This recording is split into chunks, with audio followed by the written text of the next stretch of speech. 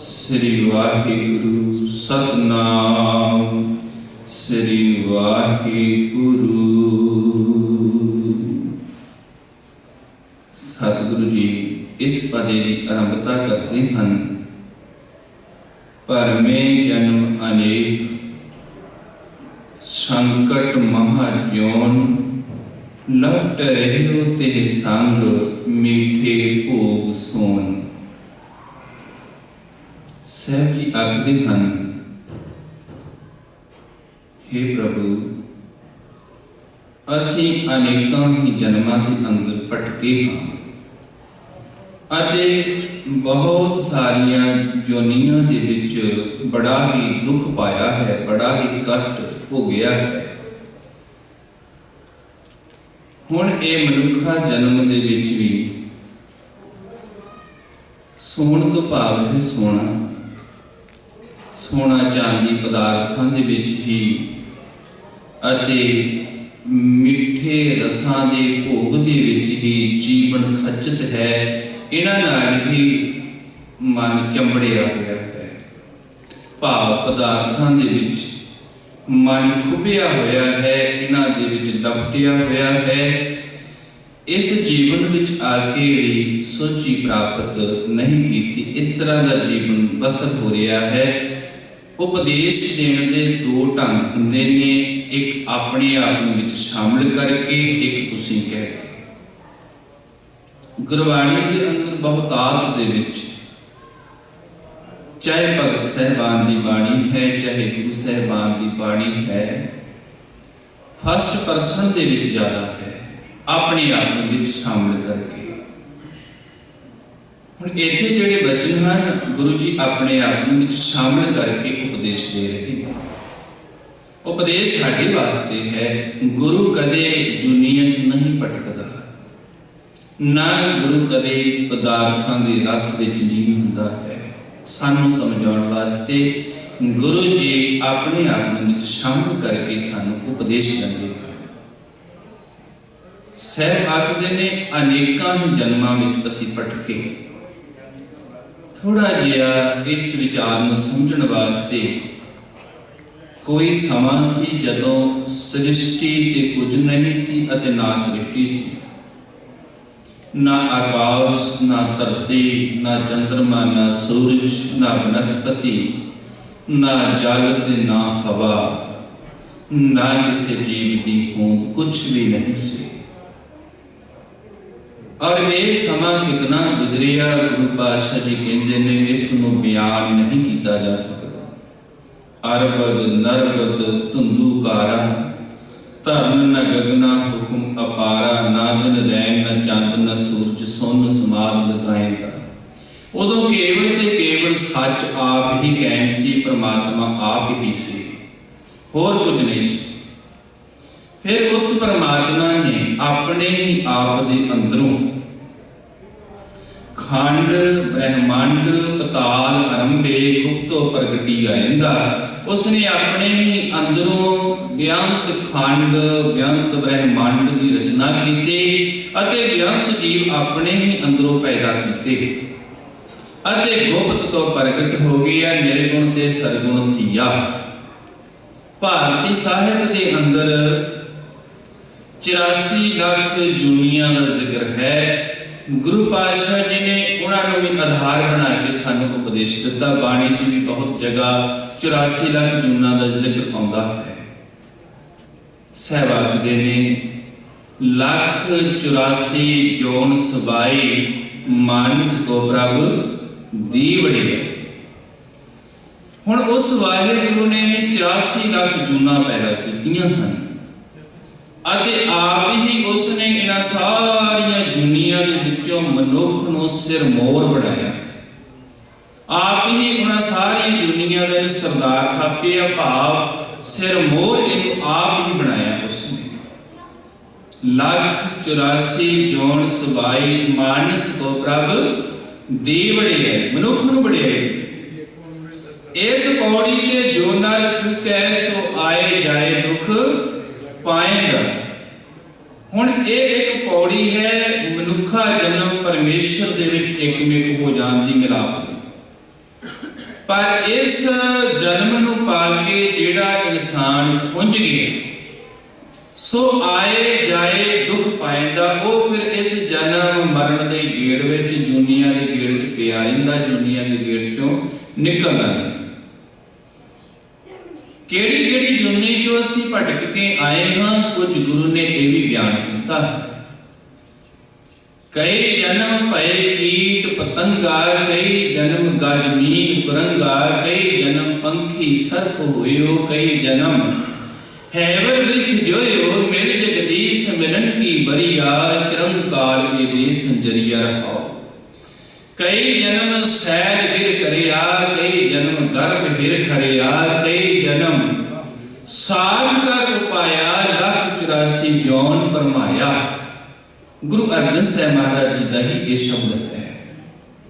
सहवाग दे हे भाई कई जन्म तू कीड़ियां पतंगां दियां जोनियां दे विच भटके, कई जन्म तू मछली आदि हिरन, कई जन्म पयो कीट पतंगा, कई जन्म गज गज कहंदे ने हाथी मीन मच्छी कुरंगा हिरन, कई जन्म हे भाई तू हिरन दी जोन च पिया, कई जन्म तू मछली दी जोन च पिया, कई जन्म तेरे इस तरह जिहड़े ने गुजरे ने, हाथी बने आ, हिरन बने आ, मछली बने आ, कई जन्म पंखी सर्प होयो, कई जन्म तू पंछियां दी जुन्ना विच रहा, कई जन्म तू सप दी जुनियां च रहा, सर्प भाव सप, कई जन्म हैवर, हैवर घोड़ा, हैवर ब्रिक, ब्रिक तो भाव बलद, जोयो तो भाव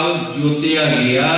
कई जन्मां दे विच तू सहवाग दे घोड़े दी जोन भोगी, फिर तू बलद दी जोन भोगी, इहदे विच तैनूं जोया गया क्योंकि घोड़े तो भी काम लिया जाता सी, बलद तो भी। गुरु ने उदाहरण दी। सहवाग दे ने मिल जगदीश मिलन की बरिया, हे भाई हुण तू ये जिहड़ी वारी मनुखा जन्म दी गोबिंद नूं मिलण दी है, इस करके तू जतन कर मिलण दा। चिरंकाल ये देश जरिया, कई लंबे समय तो अरसे तो बाद तन्नू ये मनुखा जन्म प्राप्त होया है। फिर रहाओ दा ये पता है, अगले फिर वचन हैं। कई जन्म सैल गिर करिया, गिर पहाड़, कई जन्मां दे विच तू सिल बनिया, पत्थर बनिया, पहाड़ बनिया, कई जन्म गर्भ हिर खरिया, कई जन्मां दे विच, कई दुनिया दे विच तू गर्भ दे विचों ही वापस बुला लिया गया। भाव तेरा अजे पूरा शरीर भी विकसित नहीं होया सी कि तेन वापस आना पै गया, उत्थों ही वापसी हो गई। कई जन्म साग कर उपाया, साग बनस्पति, कई दुनिया विच तू बनस्पति दे विच भी भोगिया। 184 जौन पवाया, 184 जौन परमाया। इस तरह तू लखां ही दुनिया दे विच भटकाया गया, भटक भटक के तू आया। साहब आखदे ने कि फिरत फिरत बहुते युग हारियो, मानस दे नहीं, नानक कहत मिलन की बरिया, सिमरत कहाँ नहीं। बहुत जन्म बिछड़े थे मातो, ये जन्म तुम्हारे लिखे। भगत रविदास जी आखदे ने असी बहुत जन्म तुहाडे तो बिछड़े रहे, ये जन्म विच सोझी आई है, हे वाहिगुरू ये तेरे लेखे विच है, तू कृपा कर बख्श है ते मिलाप दी दात बख्श। हुण ख्याल करो कई मत ਇਹੋ ਜਿਹੇ भी हैं ਜਿਹੜੇ ਉਹਨਾਂ ਦੇ जन्म च विश्वास नहीं करते ਅਤੇ ना इस मनुखा जन्म तो पहला जन्म की गल करते हैं। उन्हां दे विच इस्लाम है, यहूदी धर्म है, ईसाई धर्म है। ये तीन धर्म पुनर्जन्म च विश्वास नहीं करते क्योंकि इस्लाम ते क्रिश्चियनिटी जिहड़ी है ये यहूदी धर्म इन्हां दा मेन है। पहला ਉਹਦੇ ਵਿੱਚੋਂ ही इस्लाम निकले, ਉਹਦੇ ਵਿੱਚੋਂ ही ईसाई निकले हैं। उन्हां दी गिनती भावें थोड़ी है पर इन्हां दी गिनती बहुत है। कुछ विचार इन्हां दे आपस विच रिलेटेड ने। ओल्ड टैस्टामेंट में जोड़ा है क्रिश्चियन भी मानते हैं जो यहूदियों का ग्रंथ है। और उन्होंने अनुसार ये है कि एक दिन क्यामत आएगी, उस दिन ये रूहां उठणगियां, इस करके वो साड़ते नहीं, शरीर को दफनाते हैं। उन्होंने विचार है सिखिज्म, हिंदू धर्म, बुद्ध धर्म ते जैन धर्म, ये चारे ही धर्म जिहड़े ने, क्योंकि भारत का जिहड़ा पुराना धर्म है वो हिंदू धर्म है, उस विचों ही समा पा के जैन निकले, उस बुद्ध निकले, उस विचों ही सिख जिहड़े ने बने ने। भाव सिखां का जिहड़ा पुराना मूल है, बजुर्ग सन हिंदू धर्म मनण वाले, पर गुरु नानक पातशाह जी ने इस धर्म को अडॉप्ट नहीं किया। कई बार सानू भुलेखे पाए जाते हैं कि सिख हिंदू ही हैं, इसे करके गुरु नानक पातशाह जी ने हिंदू धर्म की फिलॉसफी सिद्धांत को प्रवान नहीं किया। इस तरह महात्मा बुद्ध ने प्रवान नहीं किया, महावीर स्वामी ने भी प्रवान नहीं किया। उन्होंने जिहड़ियां विचारधारावां संसार के सामने रखियां, जिन्होंने वो विचारधारा नूं मन्निया, उन्होंने अनुयायी हो के गुरु नानक पातशाह जी की विचारधारा नूं जिन्हां व्यक्तियों ने प्रवान किया, वो गुरु दे सिख कहाए, ते सिख एक वखरा जिहड़ा है पंथ बने। और सिक्खी की सारी विचारधारा जिहड़ी है वो हिंदू धर्म के सिद्धांतां दे उल्ट भी है। जिवें वो 33 करोड़ देवते नूं मानते हैं, गुरु एक नूं मानते हैं, वो 4 वर्ण आश्रम नूं मानते हैं, गुरु साहब कहते हैं कोई वर्ण नहीं जाति आधारित, सारी मानवता एक है। इस तरह और बहुत सारे विचार ने, पर ये वख-वख तरीकिਆਂ ਦੇ ਨਾਲ, हालांकि उन्होंने पुनर जन्म का सिद्धांत थोड़ा साडे नाल डिफरेंट है, ये भी डिफरेंस है, क्योंकि वो आत्मा नूं, परमात्मा नूं ते सृष्टि नूं सदैवी मानते हैं। पर गुरु फलसफा जिहड़ा है केवल परमात्मा नूं सदैवी मानता है, आत्मा अते सृष्टि नूं सदैवी नहीं मानता। सृष्टि कदे नहीं सी, आत्मा कदे नहीं सी, कदे नहीं रहेगी, ना कदे सृष्टि पहला सी, हुण है, कदे समाएगा नहीं रहेगी। ये डिफरेंस ने समझण वाले। तो सिखिज्म जिहड़ा है ये पुनर्जन्म च भी विश्वास करता है अते वख-वख जोनियां च भी विश्वास करता है। तो मनुखा जीवन जिहड़ा ये मनुख नूं प्राप्त होया, अक्सर ये भी अज्ञानता विच खो जाता है, सफल नहीं हो पाता है। संसार की बहु गिनती जिहड़ी है वो जीवन को नहीं समझते कि ये जीवन की है। ज्यादातर लोग सुते ही संसार को चले जाते हैं। इस ग्रह में कोई जागत रहे, कोई बिरला इस शरीर रूपी ग्रह विच जागदा है।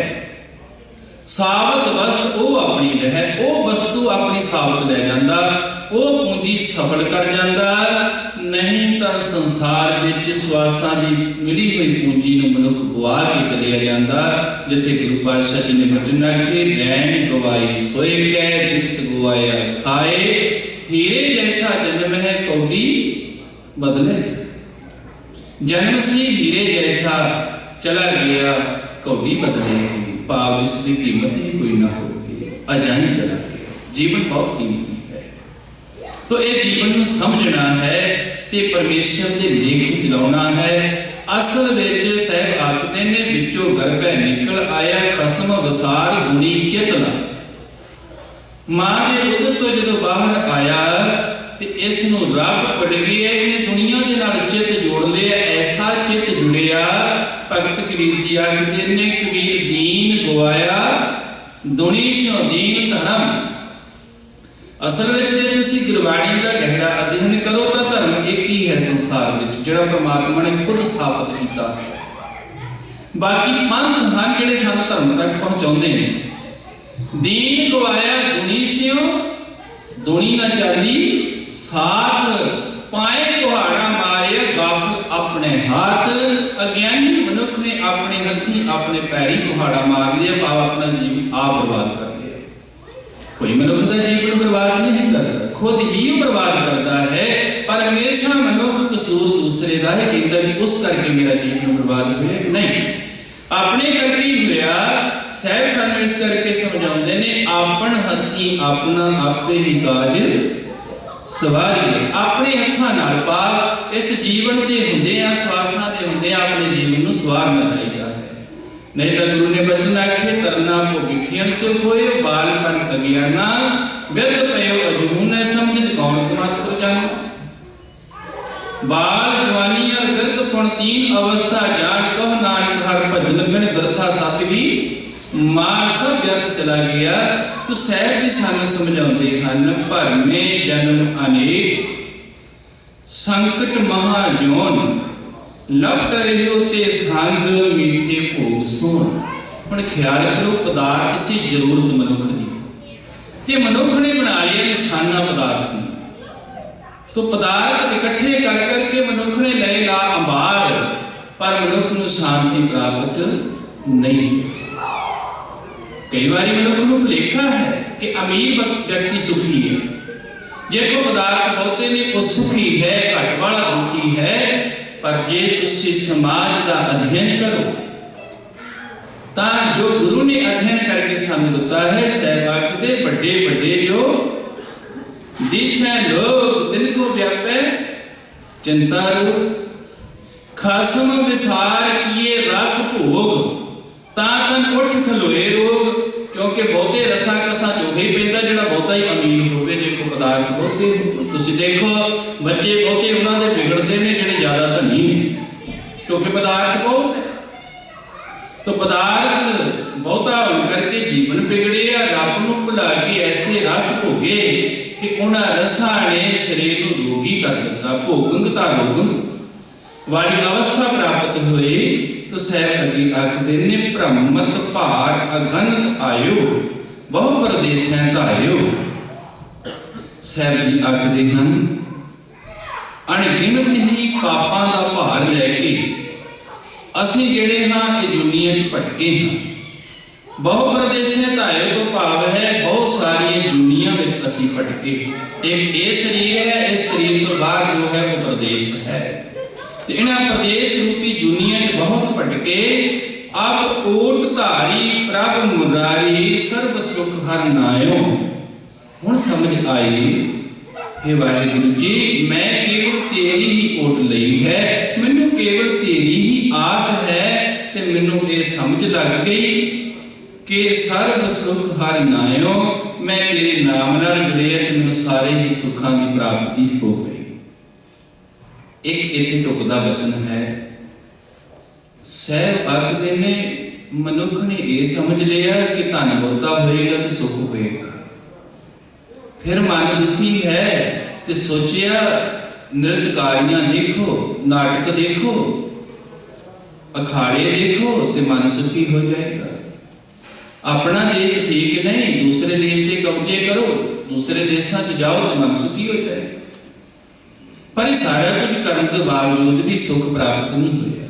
ਸੁੱਖ ਨਾ ਹੀ ਬਹੁਤਾ, ਧਨ ਘੱਟ ਹੈ, ਧਨ ਕਮਾਉਣਾ ਹੈ ਪਰ ਇਹ ਨਾ ਸਮਝੋ ਕਿ ਧਨ ਵਿੱਚ ਹੀ ਸੁੱਖ ਹੈ। ਸੁੱਖ ਹੈ ਪ੍ਰਮਾਤਮਾ ਨਾਲ ਜੁੜਨ ਵਿੱਚ, ਧਨ ਹੈ ਸਾਡੇ ਜੀਵਨ ਦੀ ਗੁਜ਼ਰਾਨ। ਉਹਦੇ ਰਾਹੀਂ ਪਦਾਰਥ ਪ੍ਰਾਪਤ ਹੋਣਗੇ, ਇਹਦੇ ਨਾਲ ਮਨ ਨੂੰ ਸ਼ਾਂਤੀ ਨਹੀਂ ਹੁੰਦੀ। ਸੁੱਖ ਨਾ ਹੀ ਬਹੁਤਾ, ਧਨ ਘੱਟ ਹੈ, ਸੁੱਖ ਨਾ ਹੀ ਵੇਖਿਆ ਨਿਰਤ ਨਟ ਹੈ, ਸੁਖ ਨਾਹੀ ਬਹੁ ਦੇਸ਼ ਕਮਾਏ ਸਰਬ ਸੁਖਾਂ ਹਰ ਹਰ ਗੁਣ ਗਾਏ। ਹਰੀ ਦੇ ਗੁਣ ਗਾਇਆ ਹੀ ਸਾਰੇ ਸੁੱਖ ਜਿਹੜੇ ਨੇ ਪ੍ਰਾਪਤ ਹੁੰਦੇ ਹਨ। ਨਹੀਂ ਤਾਂ ਤੁਸੀਂ ਖਿਆਲ ਕਰੋ ਕਈ ਵਾਰੀ ਮਨੁੱਖ ਸੋਚੇ ਆਪਣਾ ਦੇਸ਼ ਠੀਕ ਨਹੀਂ, ਦੂਜੇ ਦੇਸ਼ 'ਚ ਚਲੋ। ਜਦੋਂ ਮਨੁੱਖ ਉਸ ਦੇਸ਼ ਵਿੱਚ ਆਇਆ ਉੱਥੇ ਦਾ ਸਿਸਟਮ ਵੇਖੀਏ ਕਹਿੰਦਾ ਪਹਿਲਾਂ ਵਾਲਾ ਚੰਗਾ ਸੀ, ਹੁਣ ਰਹਿਣਾ ਦੂਸਰੀ ਜਗ੍ਹਾ ਹੈ ਤੇ ਕਹਿੰਦਾ ਜਿੱਥੋਂ ਮੈਂ ਆਇਆ ਉਹ ਦੇਸ਼ ਚੰਗਾ ਸੀ, ਇੱਥੇ ਐਵੇਂ ਆ ਗਏ। ਤੋ ਮਨੁੱਖ ਦਾ ਅੰਦਰ ਝੂਰਾ ਬਣਿਆ ਰਹਿੰਦਾ, ਦੁੱਖ ਬਣਿਆ ਰਹਿੰਦਾ ਹੈ। ਜਿੰਨਾ ਚਿਰ ਉੱਥੇ ਸੀ ਸਮਝਦਾ ਸੀ ਇਹ ਠੀਕ ਨੇ, ਦੂਜੇ ਠੀਕ ਨੇ। ਹਮੇਸ਼ਾ ਮਨੁੱਖ ਦਾ ਇਹ ਖਿਆਲ ਰਿਹਾ। ਤੁਸੀਂ ਇਹ ਵੀ ਖਿਆਲ ਕਰੋ ਬਹੁ ਗਿਣਤੀ ਕਦੇ ਵੀ ਆਪਣੇ ਕਿੱਤੇ ਤੋਂ ਵੀ ਸੰਤੁਸ਼ਟ ਨਹੀਂ ਹੁੰਦੀ। ਪ੍ਰੋਫੈਸਰ ਕਹਿਣਗੇ ਡਾਕਟਰ ਠੀਕ ਹੈ, ਡਾਕਟਰ ਕਹਿਣਗੇ ਇੰਜੀਨੀਅਰ ਠੀਕ ਹੈ, ਸਾਡੀ ਜੌਬ ਠੀਕ ਨਹੀਂ। ਸੰਤੁਸ਼ਟ ਮਨੁੱਖ ਨਹੀਂ ਹੁੰਦਾ। ਹਮੇਸ਼ਾ ਇਹਨੂੰ ਦੂਸਰੇ ਦੀ ਥਾਲੀ 'ਚ ਪਿਆ ਲੱਡੂ ਮੋਟਾ ਦਿਖਾਈ ਪੈਂਦਾ ਹੈ ਤੇ ਆਪਣੇ ਜਿਹੜਾ ਕਿੱਤਾ ਸਾਨੂੰ ਮਿਲਿਆ ਉਹ 'ਚ ਸੰਤੁਸ਼ਟ ਰਹਿਣਾ ਚਾਹੀਦਾ, ਉਹਦੇ ਵਿੱਚ ਹੀ ਵਿਕਾਸ ਕਰਨਾ ਚਾਹੀਦਾ ਹੈ। ਕਈ ਵਾਰੀ ਮਨੁੱਖ 3-3 4-4 ਕੰਮ ਜਾਣਦੇ ਨੇ, ਪਰਫੈਕਟ ਕਿਸੇ ਵਿੱਚ ਵੀ ਨਹੀਂ। ਇੱਕ ਹੀ ਕੰਮ ਕਰਨਾ ਚਾਹੀਦਾ, ਉਹਦੇ 'ਚ ਪਰਫੈਕਟ ਹੋਣਾ ਚਾਹੀਦਾ ਮਨੁੱਖ। और उस किते नाल प्यार करना चाहिए, मजबूरी च नहीं। मजबूरी च कुछ सफलता नहीं। बद्दा चट्टी जो भरे, ना गुण ना उपकार, सेती खुशी सवारी नानक कारज सार। जे मन ना भी काम किया जाए तां ही कामयाबी होती है। तो साहब आखदे ने सारे सुख प्रभु के नाम विच ने। राखन हारे प्रभ प्यारे, मुझते कछु ना हुआ होण। इत्थे फिर अरदास कीती है, रखनहार प्रभु जी, मेरे प्यारे प्रभु जी, मेरे तो अज तक ना तो कुछ होया ते ना अगों कुछ हो सकता है। मेरे च कोई समर्था नहीं। इत्थे है अपने आप को सरंडर किया है। तो अगे साहब आखदे ने सुख सहज आनंद नानक, किरपा तेरी तरह भौण। भौण तो भावे भवन, भवन तो भाव संसार। साहब आखदे हन, हे वाहिगुरु जी, जिस ते तेरी रहमत हुई, कृपा हो गई, उसनों आत्मिक अडोलता प्राप्त हुई, सुख प्राप्त होया, आनंद प्राप्त हो गया। आनंद वो अवस्था होंदी है जिहड़ी कदे दुख च नहीं बदलती।